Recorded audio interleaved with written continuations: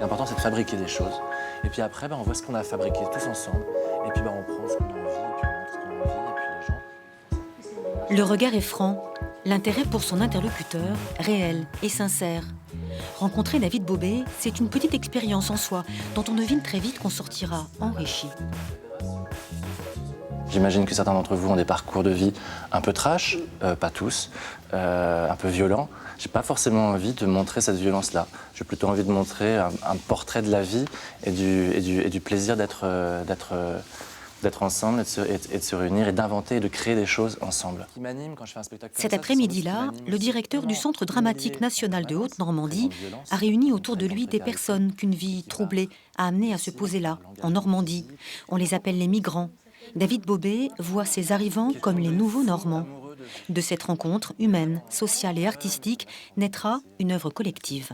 Le but, c'est de démocratiser la culture, c'est de partager la culture avec le plus grand nombre, avec la population française. Et il s'avère que la population française, aujourd'hui, est métissée, est enrichie de ces populations qui viennent du monde entier.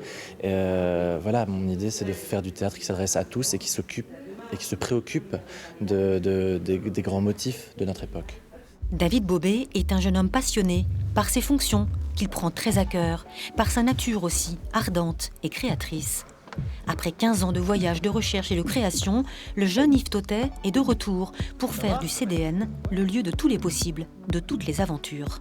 On va faire un lieu vraiment pluridisciplinaire, ouvert au théâtre bien sûr, mais aussi au cirque, à la danse, au cinéma, aux arts plastiques, et ouvert à la diversité. À la diversité sur les plateaux, faire des spectacles qui, encore une fois, ressemblent à la population française d'aujourd'hui, à la diversité dans les artistes qui sont invités ici, à qui j'ai confié des moyens de production et de diffusion, et à la diversité aussi que j'espère retrouver dans les salles. Mettre la culture à la portée de tous et surtout la dédramatiser. Janvier s'affiche comme le mois Shakespeare au CDN, mais un Shakespeare moderne. Oubliez les œuvres engoncées dans le respect figé de leurs auteurs. Ici, on s'émancipe, on ose l'irrévérence, on réinvente. On s'est plus chier au théâtre. On s'est plus chier comme avant. Moi, j'ai des salles de jeunes debout tout le temps, passionnés. Enfin, je veux dire, Shakespeare, c'est super drôle, c'est super beau, c'est très émouvant, très intelligent.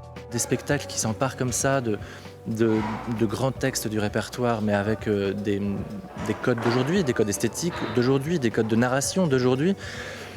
Bien sûr que ça parle immédiatement. Et ça fonctionne. Les salles sont pleines d'adultes, d'enfants. Sa mise en scène de Lucrèce Borgia avec Béatrice Dalle n'a pas fini d'étonner. De Taïwan à Yvetot, on redécouvre l'œuvre de Victor Hugo.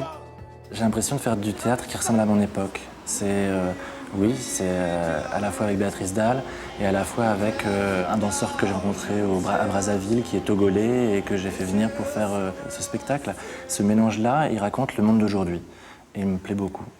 Donc venir montrer Lucrèce à Taïwan ou à Yvetot, je crois même que c'est plus excitant à Yvetot.